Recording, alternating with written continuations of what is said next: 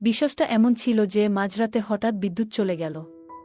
তখন আমার ছোট ভাগ্নে আমার সাথে ছিল, আর বাড়িতে আর কেউ ছিল না। সে আমার খুব কাছের মানুষ, ওর সাথে থাকতে আমার অনেক ভালো লাগত, কিন্তু আজকের রাতটা ছিল একদম আলাদা। বিদ্যুৎ চলে যাওয়ার পর পুরো ঘরটা অন্ধকারে ঢেকে গেল। একা একা ঘরে শুয়েছিলাম আর আশেপাশে সবকিছু ভয়ের মতো লাগতে শুরু করল। হঠাৎ আমার হৃদস্পন্দন বেড়ে গেল, যেন অন্ধকারের মধ্যে কিছু আছে। আমি কিছু দেখতে চেষ্টা করছিলাম, কিন্তু স্পষ্টভাবে কিছুই বুঝতে পারছিলাম না। একরকম অস্থির অবস্থায় আমি আমার ভাগ্নেকে বললাম, ওঠো, আলো নিভে গেছে, আমি একটু ভয় পাচ্ছি। সে ধীরে ধীরে উঠল, আর তার মুখে এক ধরনের অদ্ভুত হাসি। হঠাৎ তার কথা শুনে আমার মনে হলো যেন আমি অন্য কারো সাথে কথা বলছি। মনে হলো আমার সেই পরিচিত ভাগ্নেটা নয়। আজকের গল্পটা স্পেশাল, সবাই রেডি থাকো। দয়া করে গল্পগুলো ভালো লাগলে ভিডিওটি লাইক, শেয়ার এবং চ্যানেলটি সাবস্ক্রাইব করো প্লিজ। আমি ৩১ বছর বয়সী সুন্দরী একজন মহিলা। বিয়ের পর আমি আরও বেশি সুন্দর হতে থাকি। বিয়ের পর আমার ভাগ্নে আমাকে সব সময় মামি মামি বলে জ্বালাতন করত। সব সময় আমার সাথেই থাকতে চাইত। সে বেশিরভাগ সময় আমার সাথেই থাকত। আমাকে সে অনেক ভালোবাসত। আমি জানতাম যে সেদিন সন্ধ্যাটা একটু অন্যরকম হতে চলেছে। হঠাৎ করেই আমার স্বামী অফিসের কাজ নিয়ে ব্যস্ত হয়ে পড়ল, আর আমি রান্নাঘরে কাজ করছিলাম। তখনই বিদ্যুৎ চলে যাওয়ায় পুরো ঘরটা অন্ধকারে ডুবে গেল।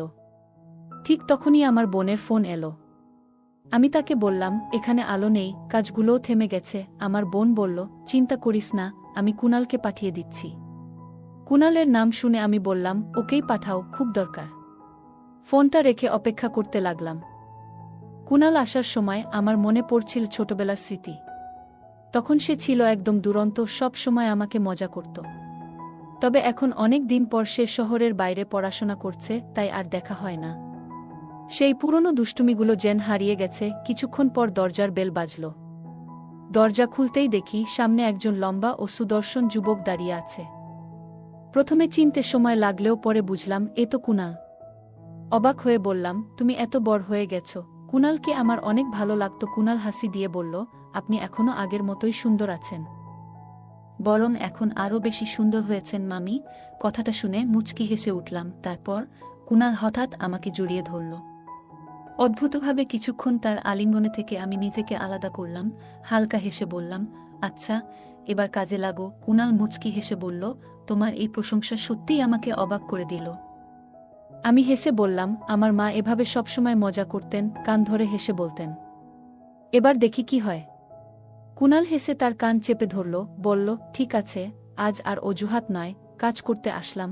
আমি তাকে ড্রয়িং রুমে রেখে রান্নাঘরে চলে গেলাম। কুণাল তখনও রান্নাঘরের দরজার কাছে দাঁড়িয়ে কাজ করতে লাগল, আর আমি ভাবছিলাম, আজ এতদিন পর ওর জন্য বিশেষ কিছু রান্না করব। কারণ অনেক দিন পর ও এসেছে, তাই একটা স্পেশাল ডিশ বানাতেই হবে। ঠিক তখনই হঠাৎ আলো চলে এলো। আমি ড্রয়িং রুমে গিয়ে বললাম, তুমি তো সত্যিই একজন এক্সপার্ট, এত দ্রুত লাইটটা ঠিক করে দিলে। কুণাল হেসে বলল, এখন সব ঠিকঠাক আছে, চিন্তা করো না। কিন্তু হঠাৎ আবার আলো নিভে গেল, আর পুরো ঘর অন্ধকারে ডুবে গেল। ফলে আমি রান্নাঘরে আর ফিরতে পারলাম না। অন্ধকারের মধ্যে অপেক্ষা করতে করতে হঠাৎ পেছন থেকে কারো হালকা স্পর্শ অনুভব করলাম। আমি কিছুটা ভয় পেয়ে গেলাম। এরপর হঠাৎ আলো ফিরে এলো, আর আমি অবাক হয়ে দেখি আমার স্বামী পেছনে দাঁড়িয়ে আছে। আমি জিজ্ঞেস করলাম, তুমি কখন এলে? তিনি বললেন, মিটিং শেষ না করেই চলে আসতে হলো। আলো ছিল না, তাই তুমি আমাকে দেখতে পাওনি। আমি হেসে বললাম, তুমি এসে গেছো, তাহলে তো সব ঠিক আছে। এই আলোটা আজ সকাল থেকে আমাকে বেশ বিরক্ত করছে। কুণাল হেসে বলল, কোনো চিন্তা করো না, আমি আবার ঠিক করে দেব। আর আমি বললাম, না না, তুমি এখনই যাচ্ছ না তো? কুণাল মুচকি হেসে বলল, না, আজ তোমার সাথে ডিনার করেই যাব। এরপর আমার স্বামী তার রুমে চলে গেল, আর আমি দাঁড়িয়ে ভাবছিলাম, এই পুরো ব্যাপারটা কি আমার কল্পনা ছিল নাকি বাস্তব। কুণাল এর কথা মনে পড়ল। সে আমাকে বলেছিল যে আমার বোনের কিছু জামা সে সেলাই করে দিয়েছে। আর আমি তাকে ধন্যবাদ দিয়ে বলেছিলাম যে সে রাতের খাবার খেয়ে তারপরই যাবে। আমি রান্নাঘরে গিয়ে কুণাল এর পছন্দের খাবার তৈরি করতে শুরু করলাম। কাজ শেষ করে বাইরে আসতেই দেখি কুণাল আমার বিছানায় শুয়ে আছে। সে হেসে বলল, তুমি তো বেশ মোটা হয়ে গেছো মামি। তার কথা শুনে আমি হেসে মাথায় হাত বুলিয়ে দিলাম। ছোটবেলায় ওর বোন আর ভাইও এমন মজা করত এবং আমাকে খুব ভালোবাসত। তবে কুণালের ব্যবহারটা একটু আলাদা লাগছিল, যেন তার মধ্যে কিছু পরিবর্তন আসছে। আমি ভেবেছিলাম হয়তো সে বড় হচ্ছে বলে এমন আচরণ করছে, কিন্তু ধীরে ধীরে তার আচরণগুলো একটু অস্বাভাবিক হতে লাগলো। আমি চুল ঠিক করছিলাম আর ভাবছিলাম আজকের জন্য বিশেষ কিছু তৈরি করব। কুণাল অনেক দিন পর এসেছে, তাই একটি ভালো খাবারের আয়োজন করতে চেয়েছিলাম। ঠিক তখনই আমি আয়নার সামনে দাঁড়িয়ে চুল ঠিক করতে লাগলাম। হঠাৎ কুণাল আমার পিছনে এসে বলল, মামি, আপনি আমাকে কখনো নতুন শাড়ি পরে দেখাননি। আজ আপনি কি আমাকে আপনার শাড়ি পরিয়ে দেখাবেন? তার কথায় আমি একটু থমকে গেলাম। এটি আমার জন্য অস্বাভাবিক মনে হচ্ছিল, কিন্তু হেসে বললাম, কুণাল, তুমি তো আমাকে আগেও শাড়ি পরতে দেখেছ, যখন আমি নতুন বিয়ে করে এসেছিলাম। কিন্তু সে বলল, তখন আমি ছোট ছিলাম, এখন তো বড় হয়েছি। আমি তার এই আগ্রহ দেখে হেসে বললাম, তুমি এখনো আমার চোখে ছোটই আছো। কিন্তু তার চোখে একটা আলাদা দৃষ্টিভঙ্গি ছিল, যেন সে তার ইচ্ছা পূরণের জন্য অপেক্ষা করছে। আমি তখন শাড়িটা পরে এলাম, আর সে যেন চোখ ফেরাতে পারছিল না। এটা আমাকে অস্বস্তি করলেও আমি বিষয়টা উপেক্ষা করার চেষ্টা করলাম। আমরা খাবার খেতে বসলাম, আর আমি অনুভব করছিলাম যে কিছু একটা ঠিকঠাক নেই। ধীরে ধীরে কুণালের আচরণগুলো আরও অদ্ভুত হতে শুরু করল। আমি যা করি, যাই পড়ি, এমনকি যখন ফোনে কথা বলি, সে আমার দিকে নজর রাখে। এই ঘটনাগুলো আমাকে অস্বস্তিতে ফেলছিল, কিন্তু কিছু বলার সাহস পাচ্ছিলাম না। একদিন কুণালের সাথে আমাদের কাজের লোকের ঝগড়া হয়ে গেল। সে আগে কাজপটু ছিল, কিন্তু ইদানিং অলস হয়ে পড়েছিল। এরপর থেকে কুণালের উপস্থিতি আরও অস্বস্তিকর লাগছিল, আর আমি বুঝতে পারছিলাম কিছু পরিবর্তন ঘটছে। তবে দ্বিধায় ছিলাম। আমার স্বামী তাকে মূলত ঘরের বাইরের কাজের জন্য রেখেছিল, কিন্তু এখন সে ছোটখাটো বিষয়ে অভিযোগ করছে, কখনো ছুটি চাইছে, কখনো বেতন বাড়ানোর দাবি করছে। তার আগের উদ্যম আর নেই। আমি প্রায়ই সব কাজ নিজেই করতাম, তবু যথেষ্ট বেতন দিতাম। তবুও সেদিন বেতন নিয়ে অভিযোগ করায় বিরক্ত হয়ে বললাম, তোমার প্রতিদিনের অনুরোধে আমি বিরক্ত হয়ে গেছি। আমার এই কথা শুনে সে চাকরি থেকে বের না করার জন্য অনুনয় বিনয় করতে লাগল। সে বিটবিট করে বলতে লাগল, কিন্তু আমি রাগে বললাম, তোমার যদি কাজ পছন্দ না হয় তবে চলে যেতে পারো। হঠাৎ কুণাল এসে এই কথোপকথনের মধ্যে ঢুকে পড়ল। সে এসে বলল, মামি, তাকে ছেড়ে দাও, তোমার কাজের আর চিন্তা করতে হবে না। আমি কুণালকে থামানোর চেষ্টা করলাম, বললাম, কুণাল, এটা আমাদের বাড়ির ব্যাপার। কিন্তু সে আমার কথা শুনল না এবং কাজের লোকটিকে বের করে দিল। এটা আসলে একটি ছোট ব্যাপার ছিল যা সহজেই সমাধান করা যেত। কিন্তু কুণাল তখন আমার দিকে ঘুরে বলল, মামি, তোমার যদি কোনো কাজ থাকে তাহলে আমাকে বলো, আমি তোমার সব দায়িত্ব নেব। তার এই কথায় আমি কিছুক্ষণের জন্য স্তব্ধ হয়ে গেলাম। সে যেন বুঝিয়ে দিতে চেয়েছিল যে সে আমার সকল দায়িত্ব কাঁধে নিতে প্রস্তুত। এই পরিস্থিতি আমাকে বেশ অস্বস্তিতে ফেলল। আমি নিজেকে সামলে নিয়ে বললাম, ঠিক আছে কুণাল, তুমি একটু পানি খাও। আমি তাকে এক গ্লাস পানি দিলাম, আর সে চুপচাপ পানি খেতে লাগল। কিন্তু তার আচরণে একটা অদ্ভুত পরিবর্তন লক্ষ্য করলাম। কুণাল এখন ইচ্ছাকৃতভাবে আমার কাছে আসার চেষ্টা করছে বলে মনে হলো। সে যে আমার দিকে এমনভাবে নজর রাখছে তা আমাকে আরও অস্বস্তিতে ফেলছিল। তার প্রস্তাব যে সে আমার বাসার সব কাজ করবে, তাতে প্রথমে আমি একটু মুচকি হাসলাম। কিন্তু তার এই ব্যবহারে বুঝতে পারছিলাম কিছু একটা ঠিক নেই। কুণালের আচরণ কিছুটা অস্বাভাবিক হয়ে উঠেছিল। সে প্রায়ই আমাদের বাড়িতে আসতে শুরু করল, এবং যখন আমি তাকে বলেছিলাম, তুমি এত ঘন ঘন কেন আসছো, সে হাসতে হাসতে বলল, মামি, আমি তো তোমার জন্য সবকিছু করতে পারি, মায়ের কাছে এসব বলবো না। আমি তার কথা শুনে মৃদু হেসে উঠলাম। তারপর থেকে প্রায় প্রতিদিনই সে আমাদের বাড়িতে কোনো না কোনো অজুহাতে আসত।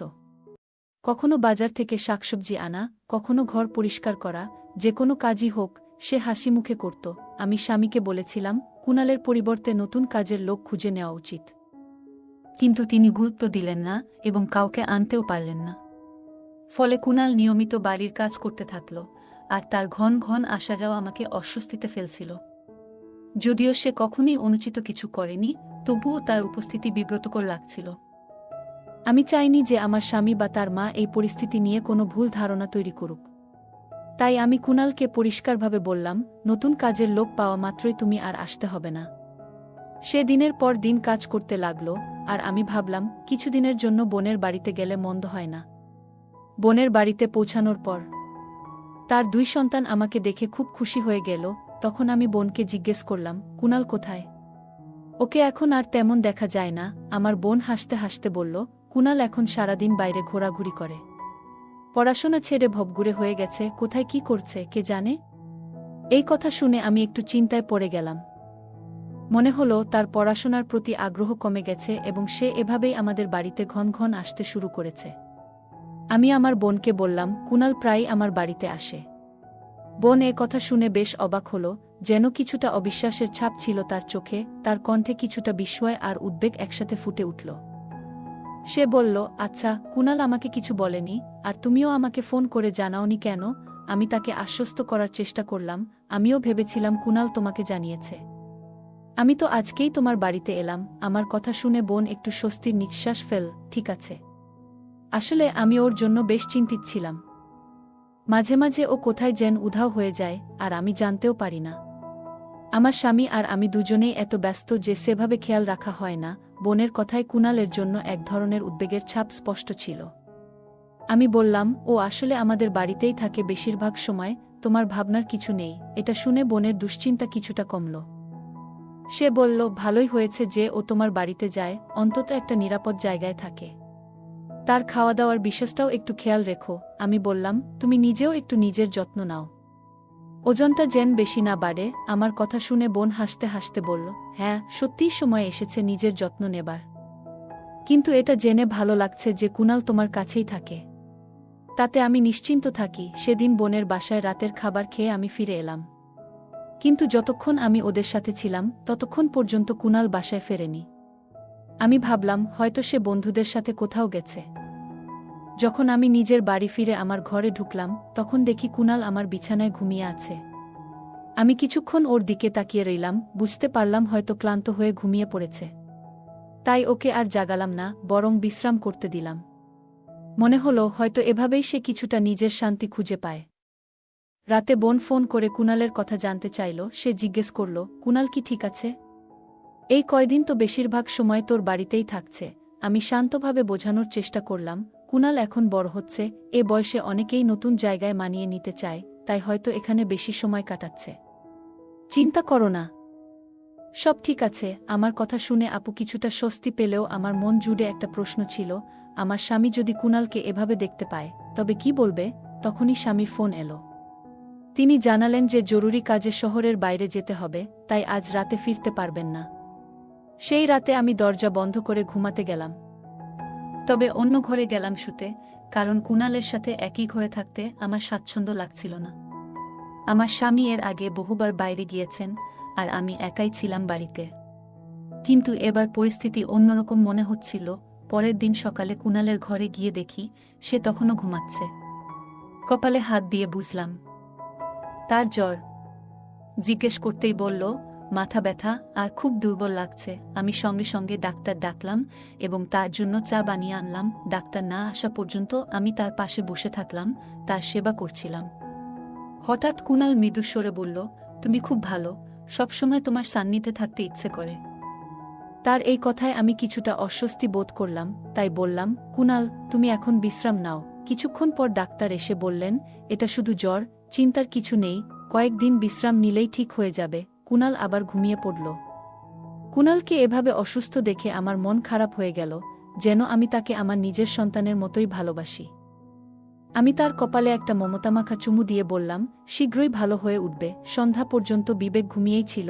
এর মধ্যে আমি আমার বোনকে ফোন করে সব জানালাম। আমার বোন এসে তাকে বলল, কুনাল, চলো এখন বাড়ি যাই। আমার বোন বলল, বাবাও তোমার জন্য খুব চিন্তিত। তবে কুনাল এর মুখ একটু মলিন হয়ে গেল। মা ও ছেলের মধ্যে কিছুটা মানসিক দূরত্ব তৈরি হয়েছে বলে মনে হলো, কিন্তু আমার বোন তেমন কিছুই জানতে দিল না। আমি ওকে কাছে টেনে হালকা করে বোঝানোর চেষ্টা করলাম, তারপর বললাম, তোমার মা যখন এসেছেন। চোখ বন্ধ করে থাকলে কেন? কিছুক্ষণ চুপ থেকে কুনাল বলল, মা মনে করেন আমি খারাপ হয়ে যাচ্ছি, তাই বাবার সামনে আমাকে অপমান করেন। এজন্যই বাড়ি যেতে ইচ্ছে করে না। শুনে আমি অবাক হলাম, কারণ আমার বোন সব সময় যত্নশীল মা ছিলেন। আমি কুনালকে বোঝালাম, তোমার মা তোমার ভালোর জন্যই এসব বলেন। যেন তুমি সঠিক পথে থাকো এবং সময়ের গুরুত্ব বোঝো। কুনাল বলল, কিন্তু মা কেন সবার সামনে আমাকে ছোট করছেন? এতে আমার খুব খারাপ লাগে। তার কণ্ঠে কষ্টের সুর ছিল, আর আমি বুঝলাম এটা সামান্য বিষয় নয়। মাছেলের ভুল বোঝাবুঝি মেটানো যেত, কিন্তু আমরা তখন সে ব্যাপারে আর কথা বলতে পারিনি। পরের দিন হঠাৎ আমার স্বামী ফোন করে জানালেন তাকে কিছুদিনের জন্য শহরের বাইরে যেতে হবে, আর চাইলে আমি বোনের বাড়িতে গিয়ে থাকতে পারি। আমি একটু হতাশ হয়ে বললাম, এই কদিন তুমি এত ব্যস্ত হয়ে নিয়ে থাকবে? স্বামী হেসে বললেন, তোমার জন্য একটা চমক আছে, তাই একটু অপেক্ষা করো। আমি আর কিছু জানতে না চেয়ে ভাবলাম, কয়েকদিন বোনের বাড়িতে কাটাবো। এদিকে কুনাল এসে বলল, তোমার স্বামী না আসা পর্যন্ত আমি তোমার সাথে থাকব। আমি তাকে বোঝানোর চেষ্টা করলাম, কিন্তু সে জেদ ধরে থাকল এবং আমার কথা না শুনে পাশে থাকতে চাইছিল। শেষমেশ ভাবলাম আপাতত চুপ থাকা ভালো, হয়তো কিছুদিন পর সব ঠিক হয়ে যাবে। এরপর থেকে কুনাল আমার বাড়িতে অনেক সময় কাটাতে শুরু করল। সে প্রতিদিন আমাকে সাহায্য করত, রান্নাবান্না থেকে শুরু করে ঘরের অন্যান্য কাজে সব কিছুতেই সে নিজেকে ব্যস্ত রাখত। তিনি সব কাজই করতেন, কিন্তু যখনই তার মায়ের কথা উঠত, তার চোখে এক ধরনের যন্ত্রণা এবং নিরাশা দেখা যেত। এটা আমার কাছে নতুন কিছু ছিল না, কারণ তার আমাদের বাড়িতে থাকার সময় থেকেই আমি তা বুঝতে পেরেছিলাম। যদিও সে সব কাজে আমার সহায়তা করত, তার মনের ভেতর লুকিয়ে থাকা কষ্টটা আমাকে ভাবিয়ে তুলছিল। হয়তো কুনাল এর মা এবং তার মধ্যে যে ভুল বোঝাবুঝি রয়েছে সেটা দূর করা প্রয়োজন ছিল। সেদিনও আমার বোনের কাছ থেকে একটি ফোন পেলাম। তিনি কুনালের সাথে কথা বলতে চাইলেন, কিন্তু কুনাল আমার দিকে ইঙ্গিত করে বুঝিয়ে দিল যেন আমি বলি সে এখানে নেই। আমি মনের মধ্যে একটু দোটানায় পড়ে গেলেও মিথ্যা বললাম এবং আমার বোন বিষয়টা নিয়ে আর কিছু বলেননি। এরপর কুনাল আমাকে একটি উপহার দিল এবং বলল, এই পারফিউমটি তোমার জন্য, সঙ্গে রাখবে সব সময়, তোমাকে আমার অনেক পছন্দ। তার কথা শুনে আমি হতবাক হয়ে গেলাম এবং দ্রুত রান্নাঘরে চলে গেলাম। কুনালও সেদিন একটু অন্যরকম আচরণ করছিল। পরবর্তীতে আমার এক বন্ধু ফোন করলেন এবং বললেন কুনালকে তার বন্ধুর সাথে দেখা করতে যেতে হবে, সন্ধ্যার মধ্যে বাড়ি ফিরবে। এরপর আমরা একসঙ্গে একটি সিনেমা দেখব। কুনাল বাইরে যাওয়ার পর আমি মনে করলাম এখনই আমার বোনের কাছে যাওয়ার সঠিক সময়। আমি তার কাছে গিয়ে কুনালের সাম্প্রতিক আচরণগুলো জানালাম। আমার কথা শুনে আমার বোন একটু হতবাক হয়ে গেলেন। তিনি বললেন, তুমি কি নিশ্চিত যে এটা ঠিক বলছো? আমি সবকিছু পরিষ্কার করে বললাম। তারপর আমার বোন জানান দিলেন যে কুনাল আসলে আমাদের পরিবারের নিজ সন্তান নয়, তিনি আসলে আমাদের পরিবারে দত্তক নেওয়া সন্তান। তার মা একটি দুর্ঘটনায় মারা গিয়েছিলেন এবং আমরা তাকে রাস্তা থেকে কাঁদতে দেখে আমাদের কাছে নিয়ে এসেছিলাম। কুনালকে নিজের সন্তান হিসেবে গ্রহণ করার সিদ্ধান্ত নিয়েছিলাম। তবে আমার বোনের স্বামী তখন বলেছিলেন, যদি আমরা কুনালকে বাড়িতে নিয়ে যাই এবং বট করে তুলি, তখন মানুষ বলবে সে আমাদের নিজেদের ছেলে নয়। আমার বোন ও তার স্বামী এমনভাবে গল্প সাজিয়েছিলেন যাতে সবাই ভাবে কুনাল তাদের জীবনের অংশ ছিল। শুনে আমি হতবাক হলাম, বুঝলাম কুনালের সাথে আমার সম্পর্কটা আলাদা ছিল, তাই তার কিছু আচরণ ভিন্ন লাগত। স্বামীকে জানালে তিনি বললেন, পরিস্থিতি শান্তভাবে সামাল দিতে হবে যাতে ভুল বোঝাবুঝি না হয়। আমরা দেশ ছেড়ে দুবাই এলাম, আর কুনাল চিরতরে হারিয়ে গেল আমার জীবন থেকে। তাকে মাঝে মাঝে অনেক মিস করতাম। এই গল্পটি দেখায় সম্পর্কের স্বচ্ছতা ও সততা কতটা জরুরি, কারণ অস্বাভাবিক আচরণ সহজেই চেনা যায় এবং তা আমাদের জন্য শিক্ষণীয় হতে পারে। গল্পটি দেখায় যে ব্যক্তিগত ও পারিবারিক নিরাপত্তার জন্য অস্বাভাবিক আচরণগুলোকে গুরুত্ব দেওয়া কতটা জরুরি। মামির সতর্কতা এবং বিচক্ষণতা শেখায় সন্দেহজনক কার্যকলাপ উপেক্ষা না করে পরিস্থিতি বুঝে ব্যবস্থা নেওয়া উচিত। বিবেকের অদ্ভুত আচরণের মোকাবিলা ও তা নিয়ন্ত্রণ করার প্রয়োজনীয়তা ফুটে উঠেছে এখানে। যে কোনো সমস্যার সমাধান খুঁজতে ধৈর্য ও বুদ্ধিমত্তার গুরুত্বও এই গল্পের একটি মূল শিক্ষা। গল্পটা কেমন লাগলো জানাতে ভুলবে না। আরও মজার মজার রোমান্টিক গল্প শুনতে চাইলে ভিডিওটি লাইক, শেয়ার এবং চ্যানেলটি সাবস্ক্রাইব করতে এবং বেল আইকনটি ক্লিক করতে ভুলবে না। ধন্যবাদ।